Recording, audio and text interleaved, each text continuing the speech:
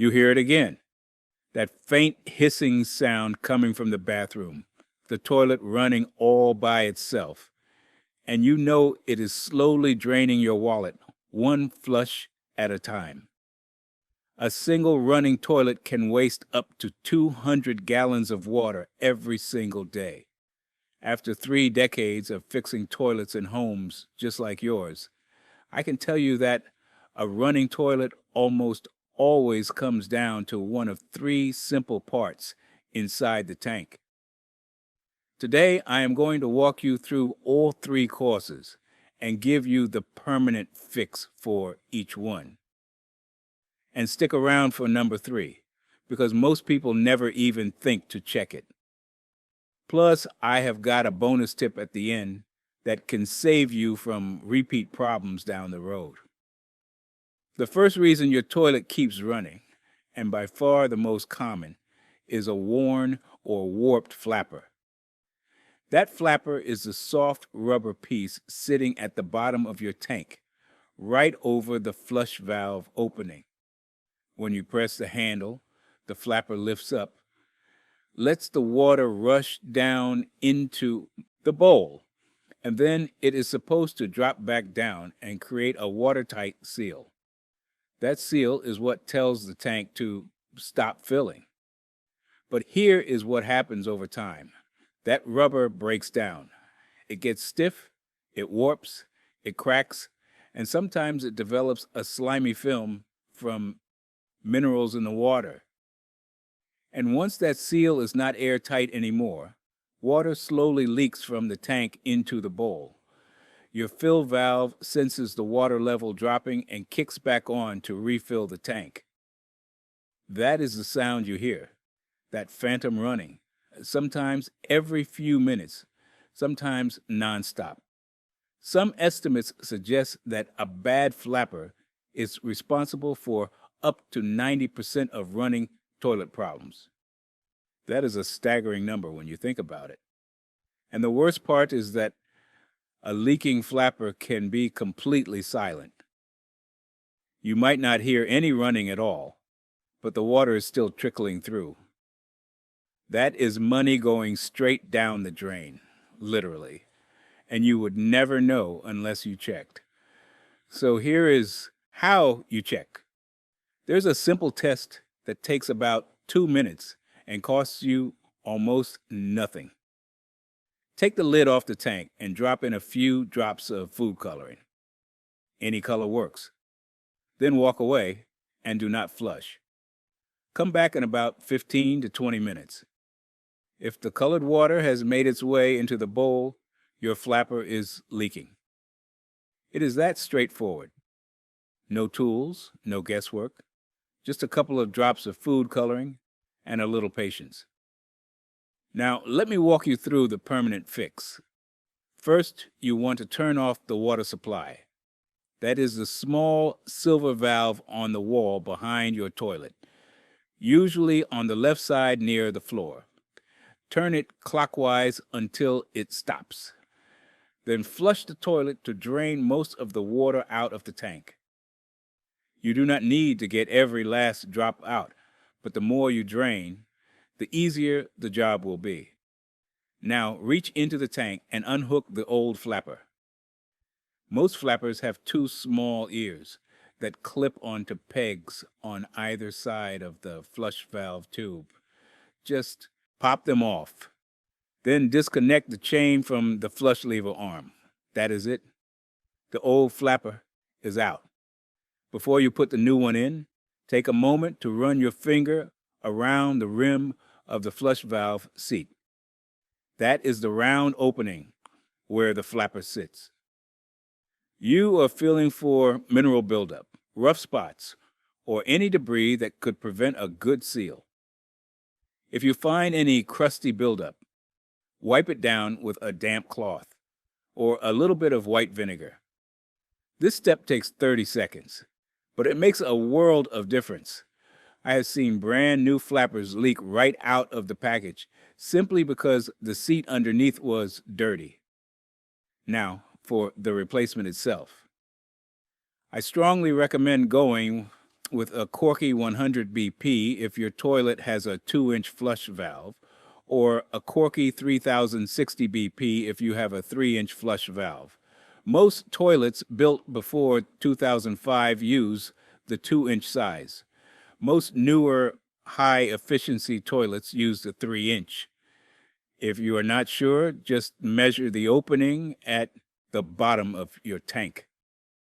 The Corky red rubber flappers are made with a material they call chlorazone, and it resists breakdown from chlorine, hard water, city water treatment chemicals, and even well water. That is important because one of the biggest reasons flappers fail prematurely is exposure to chlorine, especially if you use those drop-in bleach tablets in your tank. Those tablets eat rubber alive. A standard flapper might last 2 to 3 years with those tablets in the tank. The Corky chlorazone rubber holds up significantly longer, and it carries a 5-year warranty. To install the new flapper, just clip the ears onto the pegs on the flush valve. Connect the chain to the flush lever arm, and make sure you have about 1/2 inch of slack in the chain when the flapper is resting closed. Too much slack, and the chain can get trapped underneath the flapper. Too little slack, and the chain holds the flapper slightly open. You want just enough that the chain droops a tiny bit. When the flapper is seated, turn the water back on. Let the tank fill, and flush a couple of times to test. Watch the flapper drop. It should fall squarely onto the seat and create a tight seal. If you did the food coloring test earlier, do it again now to confirm the leak is gone. The whole repair takes about 5 to 10 minutes. The part costs under $10, and you have just stopped a leak that could have been wasting thousands of gallons a month. That is a permanent fix you can feel good about. The second reason your toilet keeps running is a misadjusted or faulty fill valve. The fill valve is the tall piece inside the tank, usually on the left side, and it is responsible for refilling the tank with fresh water after every flush. Attached to it, or built into it, is a float mechanism. The float rises with the water level, and when it reaches the right height, it tells the fill valve to shut off. Simple concept, but when it goes wrong, the results can be maddening. Here is the most common scenario. The float is set too high. The water fills past the safe level and starts spilling over the top of the overflow tube. That overflow tube is the open-ended pipe standing upright in the center of your tank. It is a safety feature designed to prevent the tank from overflowing onto your bathroom floor. Instead, excess water drains down the tube and into the bowl. So the tank never actually overflows, but the fill valve never gets the signal to shut off either. The water just keeps running and running. You can spot this problem easily. Take the lid off the tank while the toilet is running and look at the overflow tube. If water is flowing over the top of it or trickling steadily down the inside, your water level is too high. The fix depends on what type of float your toilet has. If you have an older toilet with a ball float, that is the round ball attached to a long horizontal brass or plastic rod, you can gently bend the rod downward to lower the float. This lowers the water level at which the valve shuts off. Bend it just a little at a time and flush to test between each adjustment. You want the water to stop filling about 1 inch below the top of the overflow tube. If your toilet has a more modern fill valve or with an integrated float, which looks like a small cup that slides up and down on the valve body, you will see either a small metal clip or an adjustment screw. For the clip style, just pinch the clip and slide the float cup downward on the rod. For the screw style, turn the screw to lower the float position. Again, you are aiming for the water to stop about 1 inch below the top of the overflow tube. Now, here's where things get a little more involved. If you adjust the float and the toilet still runs, or if the fill valve makes a hissing sound, or if you can see water constantly trickling even with the float in the right position, the fill valve itself may be worn out. Sediment from your water supply can get lodged inside the valve and prevent it from closing all the way. Before you replace it, try cleaning it first. Turn off the water supply, reach into the tank, and twist the top cap of the fill valve counterclockwise. Lift it off, and you will see a small rubber seal or diaphragm inside. Rinse it under running water and check for any grit or debris. Put it back together, turn the water on, and test. Sometimes that is all it takes. But if the valve is old, corroded, or just does not seal properly after cleaning, a full replacement is the permanent fix. I recommend either the Fluidmaster 400 AH Performax or the Corky 528 Quiet Fill. Both are universal designs that fit most standard toilets. The Fluidmaster is a classic choice that professionals have trusted for decades. The Corky is a bit quieter during fill and uses that same durable material throughout. Either one runs under $15 at your local hardware store. To replace a fill valve, turn off the water, flush to drain the tank, and sponge out any remaining water. Disconnect the water supply line from the bottom of the valve underneath the tank. There's a large plastic nut holding the valve in place. Unscrew it, pull the old valve out from the top, and drop the new one in. Adjust the height so the overflow tube on your new valve sits about 1 inch above the top of the flush valve. Tighten the nut underneath, reconnect the supply line, and turn the water back on. The whole job takes about 15 to 20 minutes, even if you have never done it before. And once that new valve is in and the float is set to the correct height, your toilet should fill quietly, shut off cleanly, and stay silent until the next flush. That is the permanent fix for reason number 2. The third reason your toilet keeps running, and this one surprises a lot of people, is an incorrect flush chain length, or a tangled chain. That chain is a small metal or plastic link that connects your flush lever arm to the top of the flapper. When you press the handle, the lever arm pulls the chain lifts the flapper, and the flush happens. Once you release the handle, the chain goes slack, and the flapper is supposed to drop back down by its own weight and seal the opening. It sounds simple enough, but that little chain causes more trouble than most people realize. Let us start with what happens when the chain is too long. Excess chain hangs down loosely into the tank water. When the flapper drops back down after a flush, that extra chain can slip underneath the flapper and get trapped between the flapper and the flush valve seat. Even a single link caught under there prevents a complete seal. Water leaks through, the tank slowly drains, the fill valve turns back on, and you are right back to a running toilet. The tricky part is that this can be intermittent.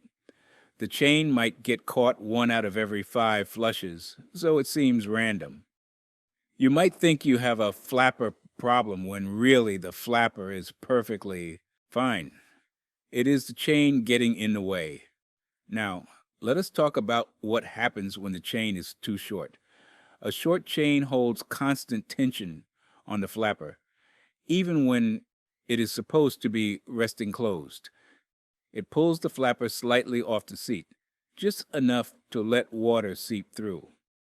This one can be really hard to spot because the flapper looks like it is sitting in place.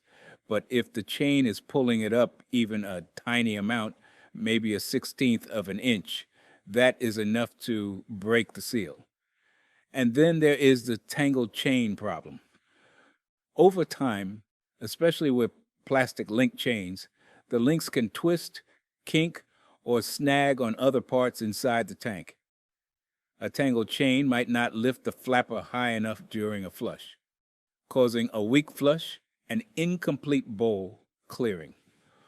Or it might hold the flapper open longer than necessary, wasting water. Or it might prevent the flapper from closing at all. Here is how to check. Take the lid off the tank and flush the toilet while watching the chain. In action. Does it lift the flapper smoothly and straight up? Does the flapper fall back down freely when you release the handle? Does the chain hang with a slight droop when the flapper is closed, without any links caught underneath? If the answer to any of those questions is no, your chain needs attention. The permanent fix is easy and costs almost nothing. First, adjust the chain length so that when the flapper is resting closed, you have about 1/2 inch of slack. That is roughly 1 to 2 chain lengths of droop. Not tight, not floppy, just a gentle little sag. If the chain is too long, simply move the hook to a link closer to the flapper and clip off the excess links with a pair of wire cutters or old scissors. Do not leave extra chain dangling in the tank. That loose tail is exactly what gets caught under the flapper. If the chain is too short, you may need to reattach it to a different hole on the flush lever arm, one that is closer to the tank, which effectively gives the chain more length.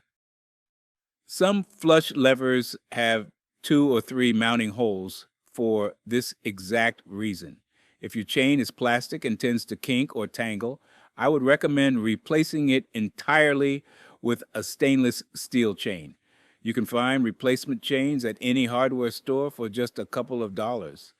And stainless steel links do not twist or bind the way plastic ones do. They also resist corrosion from the water in the tank. When you attach the new chain, make sure it hangs as straight up and down as possible from the lever arm to the flapper.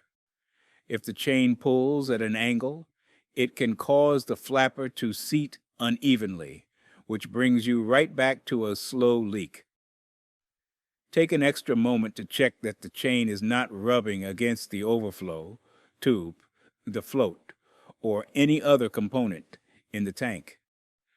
A chain that moves freely is a chain that lets the flapper do its job properly every single time.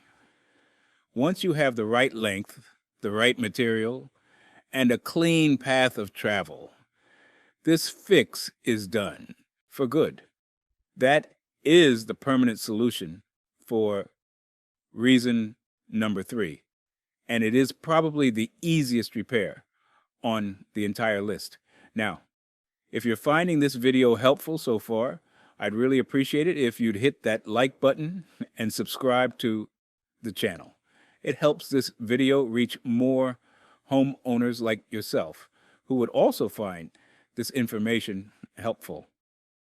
All right, let's continue. And now for the bonus tip that professional plumbers swear by.